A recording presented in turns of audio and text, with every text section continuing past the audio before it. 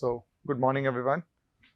Uh, so far in our course, we have actually completed the types of analysis and the basic calculations that you will need to make a decision is more or less done. From here onwards, the course can be primarily divided into two parts. One is some applications, some specific applications of the concept that we have learned, some specific types of decisions, and a little bit more complexities around those decisions. And then towards the later half, we'll go a little bit more into the construction accounting. Understand, not of course, this is not a commerce class or like a accounting course, but we'll try to understand how to understand the balance sheets of a company, profit loss statements, and things like that. So that part is a little bit more qualitative, but it's still quite important because you need to know some of these things in the real world. But yeah, in terms of the tools that you will require, the kind of calculations that you need to do in order to make a decision, risk-based approach also, we are done. So now I will just introduce a few specific applications and few specific examples of decisions and how you are using the tools that you learned already, right? So in that, the first decision that we are going to talk about is break-even analysis. Have you heard this term called break-even? So yeah, so we remember we had a break-even point analysis where we try to identify how much time does it take for the investment to return the original capital, right? So yes, that's one example. Anyone else? What's the break-even point? Have you heard this term before? Most commonly known as a point where no profit, no loss kind of a situation, right? And it happens for most businesses. They are not profitable from day one. The costs are higher compared to the revenues that people are generating. So at that time, business practically is losing money, and happens in project also. In any construction projects, typically, there's a lot of costs involved in the beginning, but the payment from the client starts coming after some progress has been made. So then the cost versus revenue, the break even, you have to support that much money you have to support during if you want to continue the operations, right? So it's an important type of analysis. If break-even point is too long in terms of the time, like if it is taking too long of a time to recover your original capital, yes, it could be a risky project and so on and so forth, right? But the idea is correct, but we will see 2-3 different variation of this particular point. Again, we are trying to equate, in a summary, we are trying to equate costs and revenues and try to identify where exactly it will break even, where the costs and revenues are exactly equal. Beyond that, ideally, you will have more profits compared to cost. Below that, you will have more costs compared to the profits. That's the kind of definition, right? But then there are 2-3 variations. One is, for example, on a single alternative. I'll show you how. Single alternative, break-even point could give you an idea of how much quantity you should generate or you should be able to sell of a particular product so that you are at a break-even point, right? What happens is, typically in any product that you make, the per unit cost tends to decrease as you scale up, right? It's called economies of scale concept. Again, we'll not go into detail, but it is very common to observe that. And why that happens, I'll also give you an example. But essentially, when the quantity of goods that you produce, the per unit cost could be actually plateauing. It might be reaching some sort of saturation. But then at the same time, you are able to generate same amount of revenue. If your price is not changing, you are at least getting linearly proportionate money. So in the beginning, your price total revenue could be lower, but at the higher you move, your revenue could actually become more than the cost that you are producing. So that quantity is an important parameter for you to know at what level will you actually start making profit, right? Not every business, every scale is profitable. So that's one kind of a important identification. So break even can give you an idea of the quantity that you need to generate in order to reach the starting point of the profit, right? The same concept could also be useful for you to make other important decisions. For example, do you want to make a product in-house or do you want to subcontract it, right? When you are making in-house, you have to set up the entire manufacturing unit on your own. and there's a cost of that manufacturing unit. But when you are renting it out or when you are subcontracting, the subcontractor will charge per unit cost of something. So depending upon at what quantity does it make sense for you to keep it subcontract or actually bring it in-house, that kind of decision you can also make, right? Typically, as the business grows really high, it might make sense for you to start manufacturing on your own, because then you don't want to depend on other people for your business. You really are in a demanding position. But when you are so very low or a small quantity of goods or revenues you are generating at this stage, it may not make sense for you to set up your own production, right? So that kind of a decision, at what quantity of sales, at what quantity of product should you actually start manufacturing on your own or keep the manufacturing as a subcontracting, those kind of decisions also you can make using this kind of an analysis, right?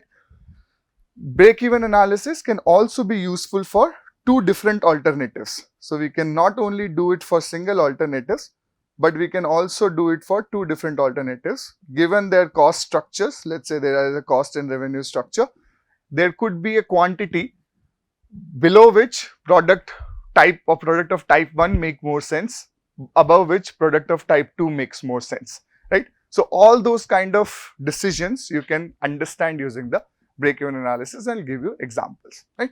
Essentially, just to give you a formally introduction, we tend to usually determine it by estimating cost as a function of the quantity or some variable that you are interested in.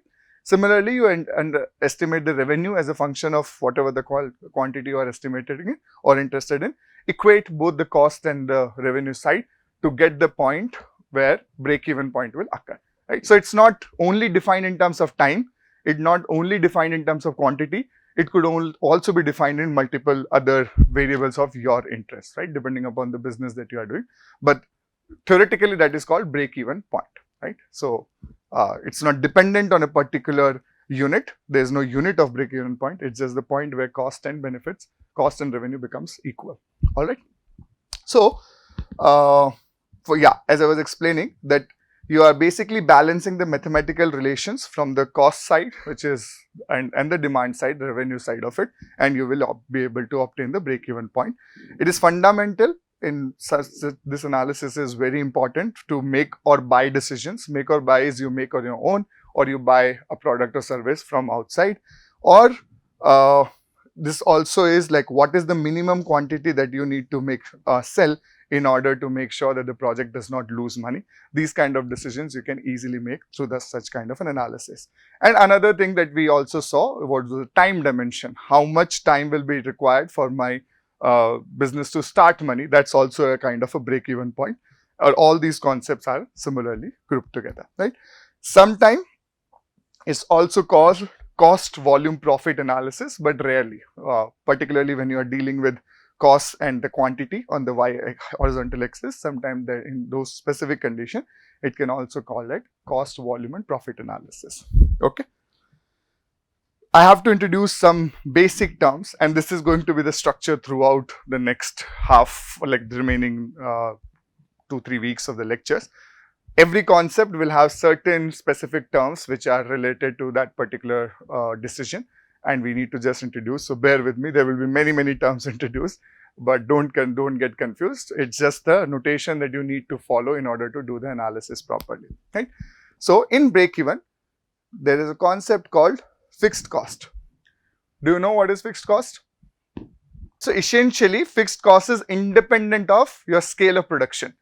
Even if you want to produce just 1 unit of a particular product versus if you want to produce perhaps 100 units of a particular product, you need to set up that fixed cost. Without that, you can't start a production, right? For example, a machine can have a capacity of 5,000 units.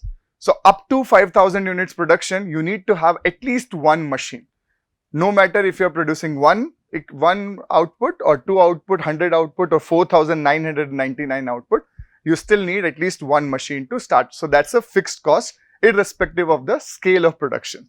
Of course, the equipment, why we don't call initial investment or just the equipment cost as a fixed cost is because beyond certain scales, you might need to even produce or buy more machinery in order to ramp up your output, right? So it's better to understand it in terms of the quantity relation rather than defining it in terms of the material cost or the equipment cost or machine cost like that, right? Idea is fixed cost does not depend upon the level of production of your units, right? But yeah, it could be, for example, buildings, right? You need some space to rent out to start a business. Doesn't matter where you are right now, you are selling 100 t-shirts online versus 1 lakh t-shirts online. You need a warehouse where somewhere you will be able to store your entire things, and therefore that is a fixed cost. There could be many examples, but essentially they are independent of the number of goods or service that you are producing. Okay, make sense? Second is the variable cost. Any idea, just by the definition of fixed cost, any idea what the variable cost could be? Yeah, essentially it depends upon the level of production. Examples: raw material cost. Yes, the more you produce, the more raw material you need to procure. What else? Labor cost is an example of variable cost. What else? Electricity. Yes. Any other things? Logistics and transportation. The more you need to ship your product, the more you need to share these costs. So these are essentially variable costs which are dependent upon the per unit of production that you want to make, right? So it's typically in proportion to the goods or service produced. Now when I say proportion, I do not mean only linear. Proportion is just to indicate that there is some relationship between the quantity and the cost, per unit cost. It is a variable, it is a function of the quantity, and that we will see some specific examples of that, right? So the total cost becomes the fixed cost plus the variable cost, right? This is clear. There are other types of cost also, which I'm just putting it here right now. We will use these costs later on. There's something called recurring and non-recurring cost. These are recurring is repetitive costs that happen more frequently, or you see a pattern in them, versus non-recurring are like one-time kind of a cost. Direct or indirect cost, I will go into those in detail. Overheads, anyone understands what overheads are? Not necessarily salary, but some sort of a percentage. You say that, okay, some miscellaneous expenses are there which you cannot easily attribute to any specific thing, so you just count them in overhead. For example, the McDonald's headquarters, for example, they have thousands, or not even thousands, maybe tens of thousands of retail outlets. They are selling, each outlet has its own cost, but then headquarters also need to recover some of the cost through the production, what is happening on the each of the restaurants, right? So they just add 10% to the cost and consider that cost is necessary to coordinate with the headquarters and maintain the headquarters and things like that. So overheads could also be some sort of a fixed percentage. There is something called opportunity cost, and again, any idea about what is opportunity cost? Essentially cost of not choosing a particular option. Whatever the cost or benefits that you could have associated if you would have chosen an option B, those benefits are no longer with you because you chose option A. So that is also called opportunity cost. I'm just leaving these terms. These are not necessarily included or necessary for break-even analysis, but we will revisit these terms again. So do not get confused. Right now we are talking about fixed cost versus variable cost in the total cost, right? So I introduce you two things, linear and non-linear cost relations. So there could be represented in this kind of a manner. Let's first look at the linear cost relations. On the horizontal axis, you have the units, the number of units that you are producing, I am defining as Q, right? And cost per year, we are talking about yearly basis. So the fixed cost is this black line. It is independent of the quantity. That's what the definition is, right? So fixed cost is denoted by this red line that I have just drawn.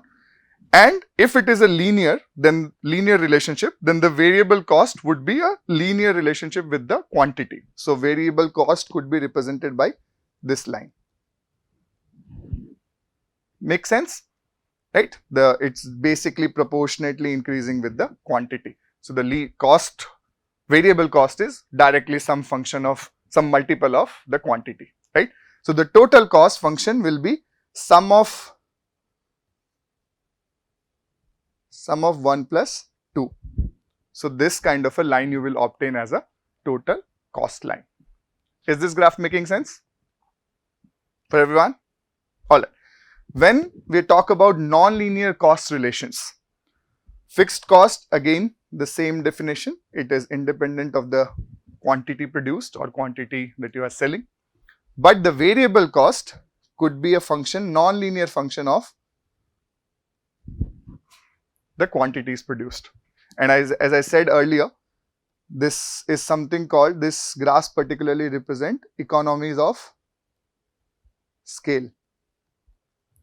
What do I mean when I say this? If you take, for example, in the linear case, if you take slope of this line anywhere, it will remain same. But in this case, if you take slope in the beginning versus slope towards the later part, where do you think slope is higher? In the initial stage, right? So the more you produce, the per unit cost starts becoming lower. And it's also represented, this slope is actually represented something called marginal cost, which is the cost to produce another unit. So the marginal cost keep on decreasing in economies of scale. It is very commonly observed in many areas, many production. Why do you think this happens? Why do you think marginal cost decreases? Any idea?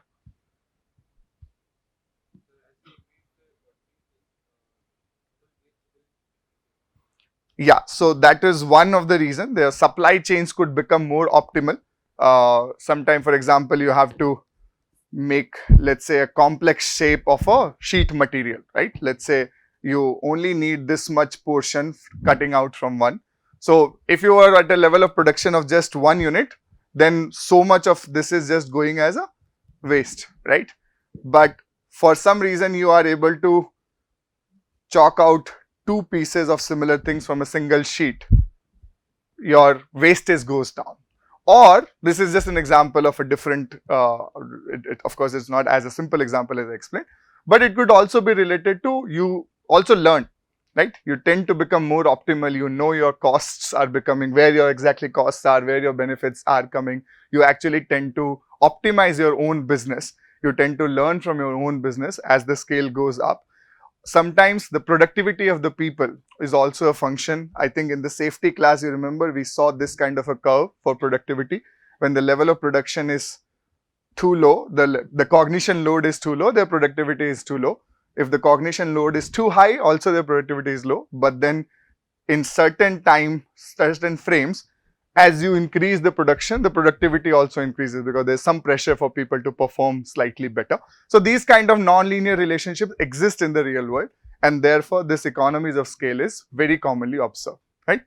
And therefore, if you just again take a sum of 1 plus 2, the total cost will also have this non-linear shape. Okay, is this making sense?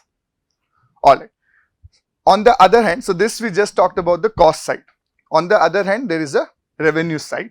Revenue side, the simple formula is the quantity that you are selling, which is the Q in this case, and the price per unit, right?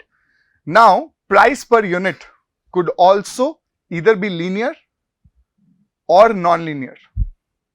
What do I mean by linear? Revenue could be a linear with quantity, or revenue could be non-linear with respect to quantity. What do I mean? If your price per unit is constant, it does not change with the quantity, then your revenue has a linear relationship with the quantity, right? This is true for most of your things. Even if you buy 2 iPhones versus 1 iPhone, more or less you are likely to pay same, right? But in many real world examples, you also have a slightly non-linear price available. There could be bulk discounts. If you produce order of 10 quantities, maybe a supplier will give you a 2% discount, 3% discount, things like that. Why do they give? Because if the supplier has to sell 10 different iPhones to 10 different locations, their logistic costs are too high. But if they are selling all the 10 in a single shipment, their shipment costs are low. So some of those benefits they can actually transfer to you, right? So the per unit cost could also be a non-linear function depending upon the level of quantity you are dealing with. In that case, the revenue will also become a linear or non-linear function with respect to the Q. Okay. So there are both examples. Suppose this on this side is the revenue, Q is the quantities per unit. The linear relationship will be shown here, which is essentially what? The price multiplied by the Q will be the total revenue in this case. There could be this is again typically observed, the profile 2 is typically observed. As you produce more, you also expect that the per unit cost would be slightly lesser. So this kind of a profile is very commonly observed. What about this kind of a profile? Does it exist in real world? Where the per unit price increases as you buy more. If supply is less for really exclusive goods, for example, like Leonardo da Vinci made only 3 paintings. First one you were able to acquire at whatever. But now the buyer says, oh, there is a demand, I will raise the price, I am no longer going to produce or sell it on the same level of price. So the next price becomes higher. Yes, very good example. What about others? Any other example? Airline tickets. Airline tickets, you don't have mass discount, you have a bulk discount. I'm not talking about time, I'm talking about the quantity. But could be an example, like if the demand is already high, they raise the price for the next one. So true, as a group, if you're booking separately, then you might even get a different pricing. Good example. What else? No, but land could be another example. Land in for example, an industrial area where it is very highly priced. Sometimes you can have this kind of decisions where you will see a non-linear increasing price. So non-linear increasing price is not a uncommon situation that you will encounter. It can happen. Not sure about if petrol is one of those, but it could happen. Okay, for exclusive good, right? So now we have seen cost could be linear, non-linear. We have seen that revenue could be linear and non-linear. And essentially, the profit is what? Revenue minus cost, right? This is the classic definition of profit. So your revenue is denoted by capital R, your total costs are denoted by TC, I have already given you, capital R minus fixed cost plus the variable cost. If R, which is the revenue, and the variable cost both are assumed to be a linear function of the quantity Q, and the definition of break-even point is cost and revenue has to be equal, so the profit has to be 0. So at this level, the revenue equals to total cost. Revenue is defined as the small r, which is the unit rate, multiplied by the quantity. This is equal to the fixed cost plus the variable unit cost multiplied by the quantity. This relationship is making sense. Small r is the unit price, small v is the unit cost, and we are assuming these to be constant because it's a linear relationship, right? So in this particular case, the number of quantity of the goods sold or produced at the break-even point you can estimate using fixed cost divided by R minus V, which is R is the revenue per unit, V is the variable cost per unit, and these many units if you produce, you will reach break-even. Okay? Making sense? So if at all you have to reach break-even, R has to be greater than V. If your R is less than V, you will never be able to reach break even no matter what you do, right? So that's a very easy business decision to make, and you can graphically plot these values in terms of such kind of charts, which we call it break even charts. So for example, in this particular case, first case is this is the total cost and this is the revenue line. So where do they intersect on the curve? The curve is between the quantity and the dollar price or the rupees price. Wherever these two curves, the revenue and the total cost, intersect is the break-even point, right? And if we are talking about a linear relationship, any quantity above the break-even point will give you positive profit. Any quantity lower than the break-even point will give you negative loss essentially, right? Now, if suppose you come up with a, how should I say, if you come up with a technology by which you are able to reduce the unit cost, right? So essentially the slope of this line will be reduced, right? So this lower slope line is represented as through this alternative. So you are also able to see that the new break-even point is lower than the original break-even point. So since you are able to reduce the unit cost of your, you need to sell, or your break-even will be achieved faster compared to the previous case, right? So graphically also you can easily analyze these cases to identify where exactly break-even point is there. Making sense? So far okay with me? Linear relationships are fine. Now the non-linear relationships part. We have seen that revenue could be this kind of a function. We have seen the cost could also be this kind of a function. We have also seen those examples.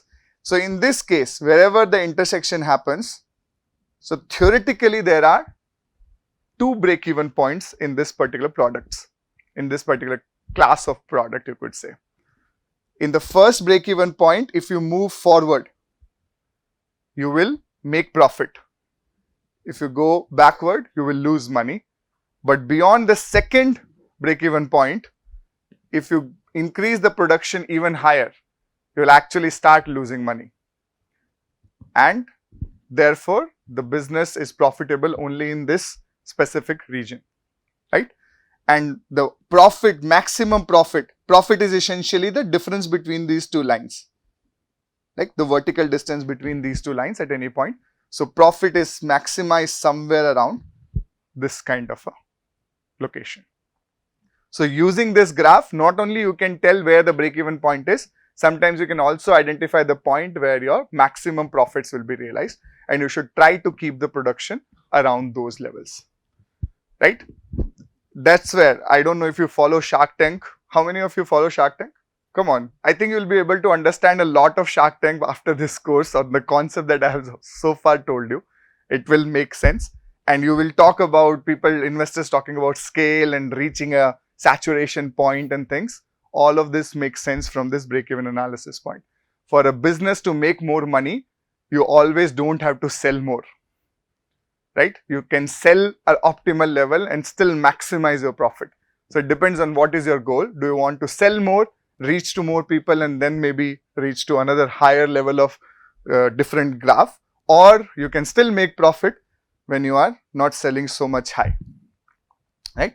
So that's the kind of strategies you could identify using this. You'll be able to follow this. So far with me? Break-even charts are clear? Alright. So let's look at an example.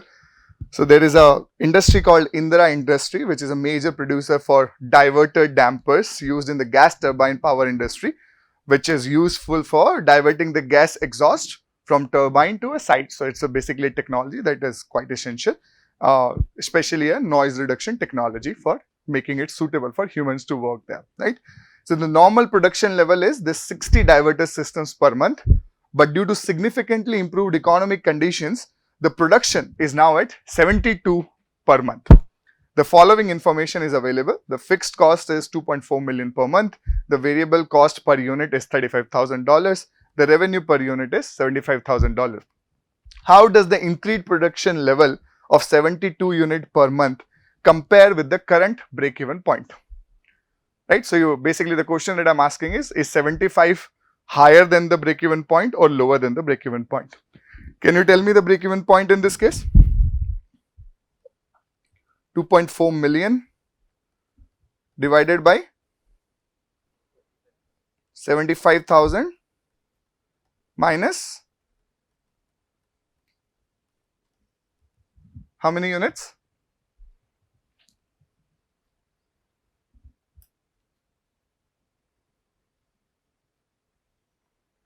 Trying to do mentally. 60 units. This is option A. Option B. 60 units. So 60 units is your break-even point. This is a clear case of linear cost and linear revenue. So essentially 72 units is definitely on the positive side, right? What is the current profit level at this level of production? So current level is what?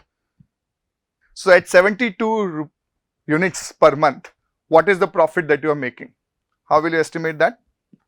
Profit is what? Revenue minus cost. Revenue is what? 72 into whatever this $75,000 minus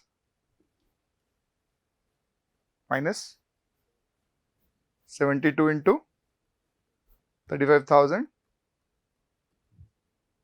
minus 2.4 million. Is it? So you get about 480,000 units in dollars. Right? So remember, we are not subtracting only the current revenue minus current cost. We are also including the fixed cost effect when you are talking about the total profit that we are making. Okay. So this fixed cost term, don't forget. What is the difference between the revenue and the variable cost per damper that is necessary to break even at a significantly reduced monthly production level of 45 units? So instead of 60 units, you want to break even at 45 units. So you need to, what I'm asking is, what is the difference between revenue and variable? So I'm not even asking you whether you are increasing the revenue or whether you are decreasing the cost. All I'm asking is what should be the new difference which will allow you to do so. So that essentially R minus V into 45 minus the $2.4 million, which is the fixed cost. So this will come out to be 53.33. With this value, now if V stays fixed, then you know what should be the new R. If V changes to a certain new level, you can also estimate the new R. Now you know the difference between R minus V. Making sense? Easy to follow? Graphically also, you can show this easily. So this profit is this difference between the revenue line and the total cost line is the profit for you. This is the break-even point. You can also solve this problem graphically. Great. All right. Let's look at an example when we are doing break-even analysis between two alternatives. So the problem is, it essentially determines the value of a common variable or parameter between two alternatives, equating the present worth or the annual worth relationship of the two alternatives. You can estimate a break-even point at which one alternative will be preferred versus other will be preferred. This kind of a decision you can make. So often such comparative analysis involves revenue and cost which are common to both the variables and the price per unit, operating cost, cost to material, whatever. You need to independently estimate everything for alternative A versus alternative B in terms of the quantity, break-even quantity that you are defining, and you equate both the sides and you will get the quantity at which it will become break-even, right? So let's consider two alternatives. The alternative 2 has a higher fixed cost than alternative 1, but then alternative 2 has a smaller variable cost. So fixed cost of alternative 2, if I need to plot 1 and 2 on this scale, where will be alternative 2 in terms of fixed cost? Higher or lower? So let's say this is this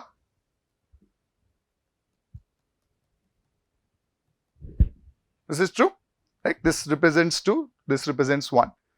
But the variable cost of alternative 2 is a smaller value compared to alternative 1. So the slope of line, which one is greater? 1 is greater. So let's say 1 has a slope like this and 2 has a slope like this. This is reasonable expectations. Then all you need to do is add these two.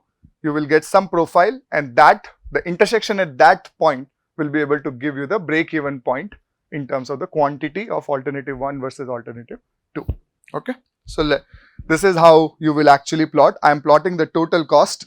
So the starting point for alternative 1 is lower compared to alternative 2 because the fixed cost of alternative 1 is lower than the fixed cost of alternative 2. But then alternative 2 has a lower variable cost. So the slope is going to be somewhere this. This is your alternative 2 and this is your alternative 1.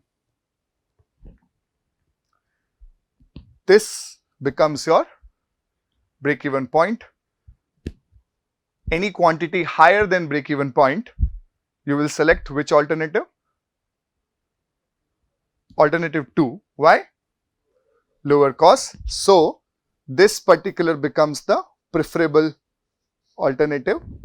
Any quantity lower than the break-even point, you prefer what? Alternative 1, because the total costs are lesser. So, the line in blue here shows you the preference line. It shows which alternative you preferred. So, this is where the switching decision is happening between alternative 1 and alternative 2. This is how you could actually do it.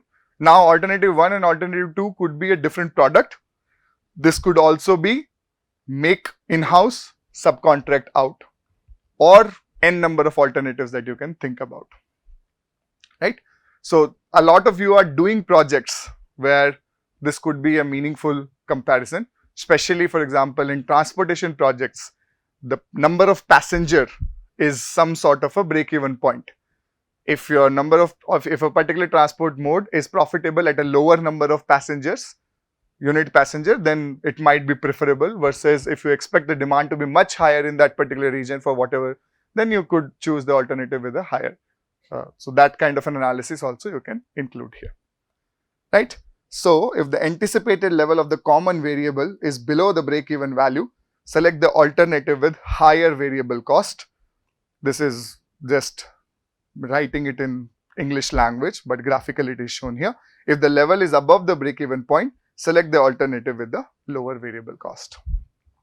Okay.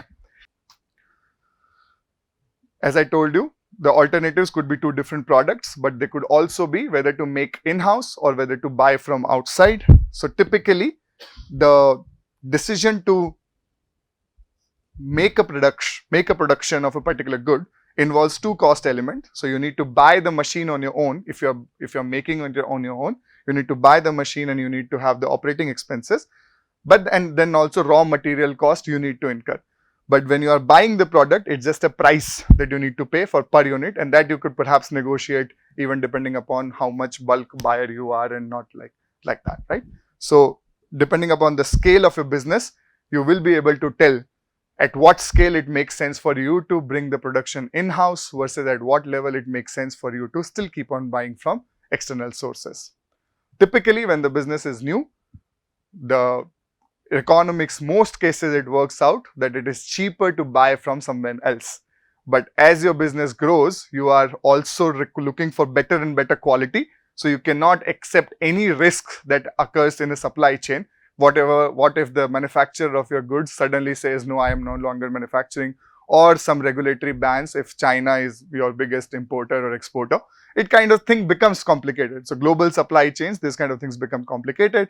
So it might make sense for you to start the production in-house. Even if you absorb all the cost, your units are so many that you will still be able to make a profit out of it, right? Now, so far we have captured the linear graphs. I'll also quickly show you the non-linear break-even analysis. So this is very much possible in the real world, as I have given you examples, which is in many real cases you will see the graphs are not linear, but these are actually non-linear. So in non-linear analysis, the cost and the revenue do not increase or decrease in a linear fashion with the production level. That's the definition of non-linear. Based on the information of the cost, revenue, production level, which is the number of quantity or whatever, you can fit a curve and get an expression of the profit in terms of the quantity or the cost, whatever. And then these curves, again, same concept, you equate the profit equals to 0 to solve for at which quantity will a particular product make sense. I'll show you an example here. Let's say so this is a particular product and all the curves for this product has been given. So the fixed cost is fixed, of course, with respect to the unit quantity. It has we have fixed cost, we have constant variable cost. The variable cost is linear function that has been given to you. So this blue line represents the variable cost. So the total cost is represented using this blue line, the brown line, which is the fixed cost plus the variable V into the quantity Q, right? So I'm taking an example where the cost is still linear, the revenue, but the price is non-linear. That's the kind of example that I'm taking. And I am saying that the price at which you can buy this is essentially P multiplied by Q, and then this P itself is a function of Q. P is not a fixed number, it's a function of Q, and again by representing A minus BQ, I am giving you a decreasing marginal utility kind of a function, economies of scale kind of a function. The more you buy, the less you have to pay per unit, right? That's the relationship shown here. So how do you estimate? Ultimately, you have to first calculate the profit, which is essentially revenue minus cost. Revenue is what? P into Q. P is already a function of Q, which is A minus BQ into Q, right? Minus your fixed cost minus your variable cost into the quantity Q. This is the total cost. This relationship is clear. How did we get a profit as a function of Q? So you will get this kind of a function. Now if you want to estimate the points at which break even would occur, how would you determine? Profit equals to 0. So you just make S is the savings in this case, or the profit. You just solve for those two values of Q. Typically those will be the solutions, right? Now if I say that I want you to identify the point at which maximum profit will be realized, how will you do it? Differentiate the equation and equate to 0, because that's the point of whatever that inflection or whatever you call. No, inflection is when double differentiation is 0. This is just the slope change, right? So ds by dq equals to 0. So that will be a linear function. In that you will be able to estimate this point where at the quantity at which your profit would be maximum. So this is essentially what we are doing. When you have to identify the point, this particular point, you differentiate and set that value, that equation as 0, and just to obtain the break-even point, you estimate the profit statement or profit equation as function of Q, and just you equate that to 0. But let me show you some examples.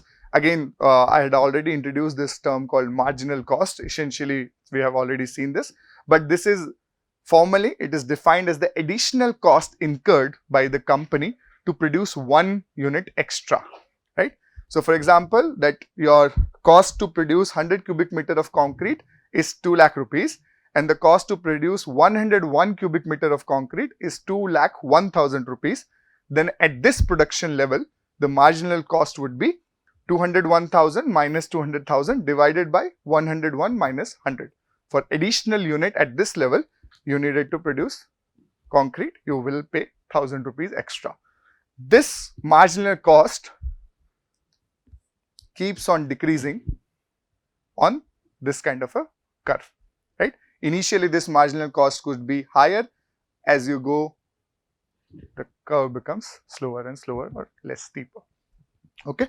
So this also you can apply. Essentially, these are the same principles that you are using. If there is a marginal cost, there is also a marginal revenue, which per unit for additional 1 unit, how much extra revenue you will generate, that also you could do. So you could also estimate in a more complex situation by equating the marginal cost versus marginal revenue. You could also estimate the quantity at which it will break even. Already done so, it's just another way to represent the whole concept, okay? So let me show you final example.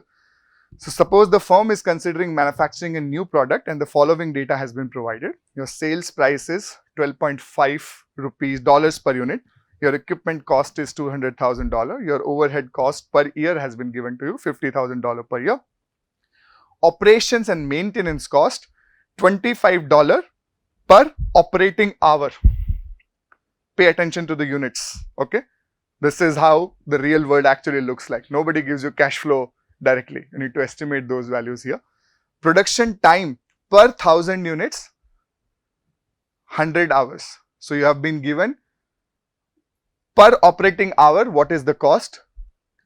How many units can you produce in a single operating hours? That kind of an estimation also has been given to you. So production time per 1,000 units is given to be 1,000 hours. So you know in 1 unit of time, how many units of production you can do, right? Planning horizon I have given to you 5 years. MARR is 15%. So you need to identify the sales volume that would make the manufacturing this product profitable, right? So how do you set up? This is the kind of equation that will come. How? 200,000 year 0 is your initial cost. You can't do anything. The one thing that you don't know is the production level. So you can assume that production level to be X, right? Now you write this cash flow series in terms of X. So what is the revenue? Sales price directly multiplied by the number of units, assuming all the units are sold in the same year, right? That's the assumption. So if your X units are sold, your total revenue is what? 12.5 times X. Agree? What is cost? How will you calculate? There is a fixed cost, which is this $50,000 per year. This is independent of your X production, but there is another these two terms. Using this, how will you calculate the variable cost?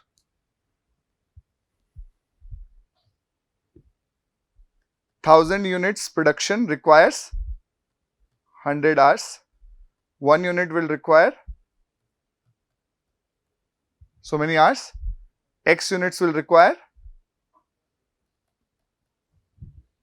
Agree? So now you have estimated the number of hours required to produce X units. The cost for per operating hour is given to you. So the total variable cost is what?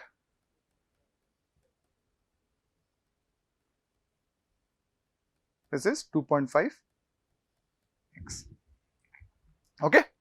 This is simple. There could be many more efficiency factors, level of utilization. In real world, everything is slightly more complicated. But essentially, that's what I have represented in the cash flow series. You have 12.5 X on the positive side, $50,000 as a recurring or you can annual cost, and 5/2X as the variable cost for that particular year if the level of production is X, right? Now, for a MARR of 15%, you can easily solve this equation and will essentially you have to find this net present worth equal to 0 kind of phenomena, and X will come out to be 10,966 units. Make sense?